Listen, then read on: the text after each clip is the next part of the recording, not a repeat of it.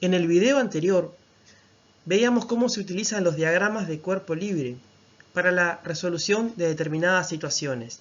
Además, hicimos un estudio cuantitativo de determinadas situaciones que involucraban cuerpos moviéndose sobre un plano horizontal, las relaciones entre las fuerzas, la masa y la aceleración del cuerpo.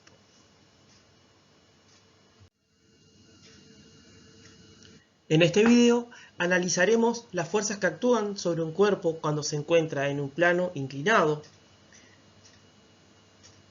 Analizaremos cómo se obtienen las componentes del vector peso y les plantearé un ejercicio de aplicación que deberán resolver antes de la videoconferencia que tendremos el próximo viernes en la plataforma CREA.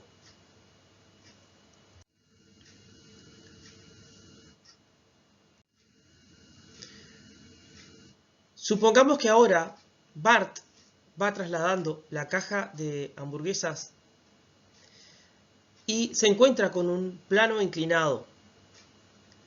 Libera la caja y deja que ésta deslice sobre el plano. Vamos a llamarle phi a la inclinación del plano. Phi es una letra griega, ¿verdad? Así como pueden haber conocido alfa, beta, gamma. Bueno, phi es una letra griega simplemente, que se utiliza en algunas ocasiones para indicar la inclinación, por ejemplo, de un plano. ¿Qué fuerzas actúan sobre el cuerpo? Bueno, primero que nada, igual que en un plano horizontal, tenemos la fuerza peso, ¿verdad? Que es dirigida hacia el centro de la Tierra, por lo tanto también es vertical, aunque inclinemos el plano, eso no cambia. Tenemos la fuerza normal, que es perpendicular a la superficie, por lo tanto si inclino el plano, un ángulo phi, la normal también se va a inclinar un ángulo phi, por lo tanto deja de estar vertical, ¿verdad? Queda perpendicular a la superficie. La normal siempre es perpendicular a la superficie sobre la que está apoyado el cuerpo, en este caso la caja de hamburguesas. La fuerza de rozamiento, que tiene el sentido contrario al que el cuerpo se desliza, ¿verdad? Si el cuerpo se desliza cuesta abajo por el plano, simplemente lo liberan, como en este caso, este ejemplo que estábamos poniendo, la fuerza de rozamiento nos va a quedar paralela al plano y cuesta arriba. Sucede que para el análisis de este tipo de situaciones es muy conveniente tener las fuerzas actuando, algunas en la dirección del eje X, que está ubicado en este caso paralelo al plano. Es lo más conveniente en un plano inclinado, es la manera de trabajar las situaciones más simple. Y las otras fuerzas en la dirección perpendicular al plano, o sea, según lo que nos indica ahí el eje de la Y, ¿verdad? Claramente ustedes podrán observar que el vector peso no sigue ni el eje de las X ni el eje de las Y, ¿verdad? La normal está según el eje de las Y, perfecto, no es necesario hacer ninguna modificación con respecto a esta fuerza. La fuerza de rozamiento sigue el eje de las X, ¿sí? Tampoco hay problema. Pero la fuerza de peso no sigue ni el eje X ni el eje Y. ¿Qué es lo que se hace? Se realiza un procedimiento que se llama descomposición de un vector. Vamos a descomponer el vector peso en otros dos vectores cuya suma vectorial nos daría el peso en realidad. O sea, es como desarmar el peso, desmantelarlo y convertirlo en dos vectores. ¿Cuál es la ventaja? ¿Por qué simplifica pasar de un vector a dos vectores? Porque los vectores que voy a encontrar va a estar uno según la dirección del eje X y el otro según la dirección del eje Y. Esos vectores se denominan componentes del vector peso.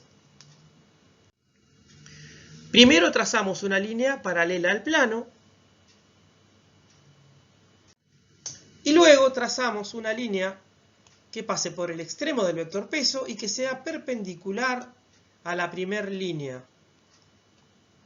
Por lo tanto va a ser paralela a la fuerza normal, ¿verdad? La dirección que nos indicaría la línea que tracé por último.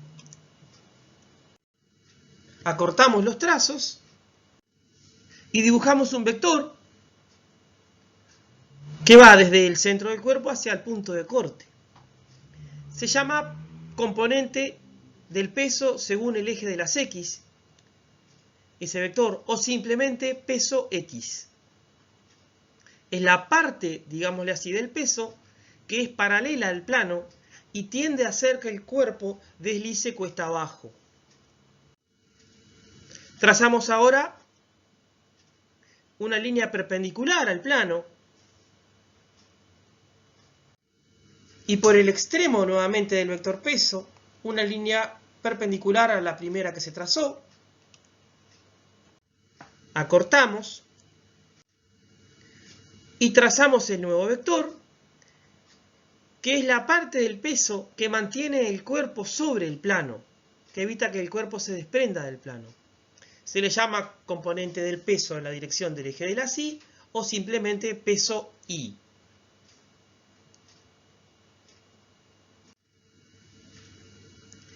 Simplificamos la situación ahora. ¿Y qué marcamos con esas dos líneas? La presencia de los vectores peso X y peso Y sustituye al vector peso. Son dos vectores que, si yo los sumara, vectorialmente obviamente, la diagonal, la resultante sería el vector peso. Por lo tanto, cuando hagamos el análisis de la situación aplicando las leyes de Newton, vamos a hacer de cuenta que este vector celeste no está presente y que sobre el cuerpo, en lugar de actuar tres fuerzas, que serían el peso, la normal y la fuerza de rozamiento, vamos a trabajar como si sobre el cuerpo actuaran cuatro fuerzas: la normal, el peso Y, el peso X y la fuerza de rozamiento. En la dirección perpendicular al plano, ¿qué sucede? No tenemos movimiento. El cuerpo se mueve sobre el plano, ni se desprende del plano, ni se hunde en el plano. Por lo tanto, en esa dirección tiene que haber una cancelación del efecto que produce la fuerza normal con el efecto que produce la fuerza peso Y, o sea, la parte del peso según el eje de las Y. Por lo tanto, la fuerza normal en esta situación tiene que ser igual al peso Y, a la componente del peso en la dirección perpendicular al plano, a la que le llamamos dirección Y, ¿verdad? No es, en esta situación, la normal igual al peso, al vector celeste. Es igual al vector violeta. Después vemos cómo se calcula el valor de ese vector violeta peso Y. Si analizamos la dirección paralela al plano, tenemos ahí dos fuerzas actuando, que son las fuerzas que quedan presentes al realizar la fuerza neta sobre el cuerpo. ¿Por qué? El peso ya estaba descompuesto, ¿verdad?, en la parte X y la parte Y, por eso ya no participa. Y después la parte Y del peso, se cancela con la normal. Por lo tanto, solamente me quedan estas dos fuerzas cuando yo planteo la fuerza neta, que según lo que dice la segunda ley de Newton, tiene que ser igual al producto de la masa por la aceleración. ¿Verdad? La segunda ley de Newton tenemos ahí. En este caso, ¿qué tengo? Peso X en la dirección positiva del eje, la fuerza de rozamiento en el sentido negativo del eje, ¿verdad? Peso X, repito y aclaro, en el sentido positivo del eje de las X, la fuerza de rozamiento en el sentido negativo, por eso me queda peso X menos Fr. Y esto me tiene que dar igual a la masa por la aceleración, porque, ¿verdad?, esto que tenemos aquí, que estoy marcando, es justamente la fuerza neta, que por la segunda ley de Newton es igual a la masa multiplicada por la aceleración. Tenemos entonces dos ecuaciones. Que la normal va a ser igual al peso Y en esta situación en que simplemente liberamos el cuerpo sobre el plano inclinado y lo dejamos deslizar. Y que la componente X del peso menos la fuerza de rozamiento me va a dar igual a la masa por la aceleración. Esto es una aplicación de la segunda ley de Newton.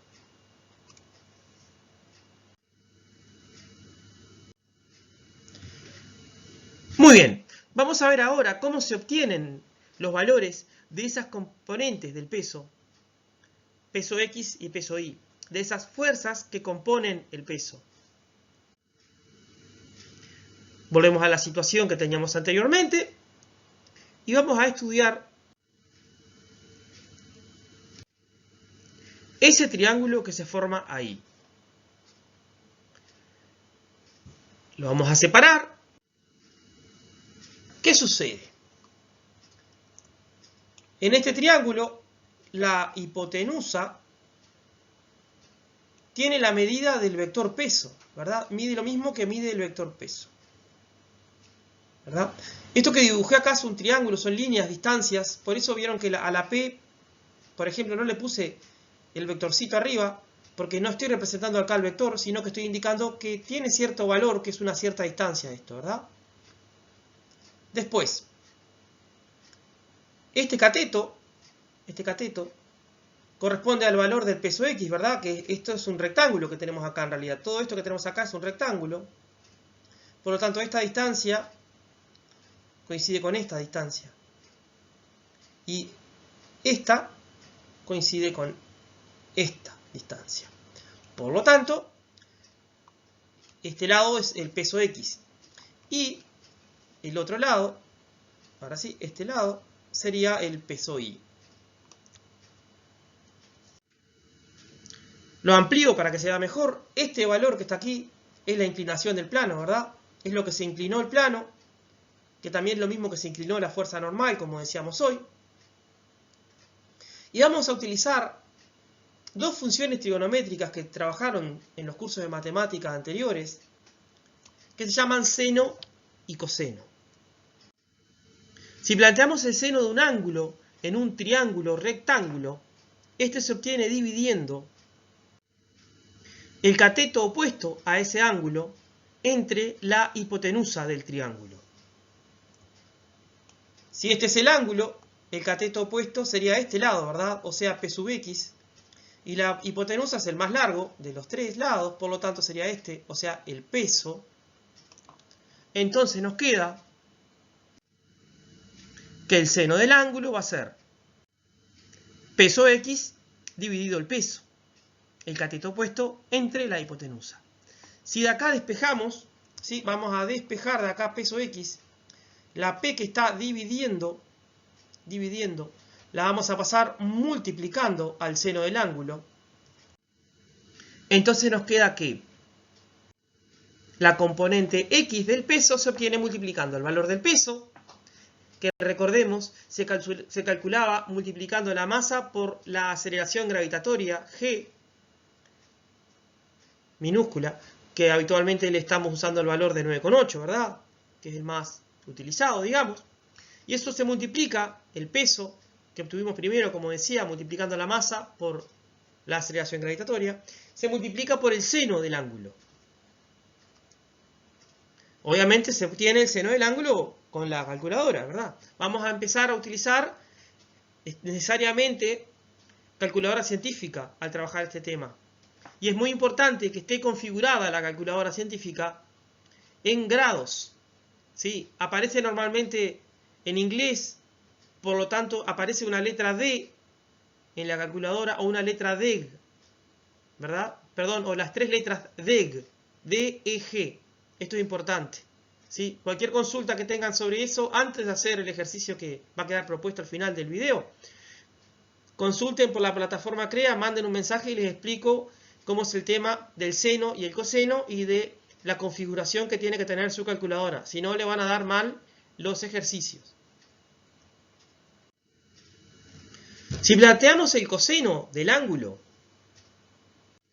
este es igual al cateto adyacente dividido por la hipotenusa. El cateto adyacente al ángulo φ sería este lado, ¿verdad? Recordemos que φ era el nombre de esta letra griega. La hipotenusa sigue siendo obviamente el peso. Por lo tanto, nos quedaría que el coseno del ángulo sea igual a peso I dividido el peso, igual que en el caso anterior, despejamos, y nos queda que la componente I del peso, también conocida como peso I, va a ser el valor del peso multiplicado por el coseno del ángulo. Esa sería la otra ecuación que utilizaremos. El siguiente ejercicio de aplicación requiere la utilización, como les decía, de las funciones seno y coseno de la calculadora. Capaz que tengan algún inconveniente o algún obstáculo para utilizarlo. Bueno, de inmediato comuníquense por la plataforma, crea mediante mensaje si tienen alguna duda, o en todo caso cuando resuelvan el ejercicio me pueden pasar también por la plataforma la fotografía de la resolución del ejercicio, así les digo si está bien o si está mal, no hay problema. Más allá de eso, será corregido en la videoconferencia del próximo viernes. Acá les dejo la letra del ejercicio.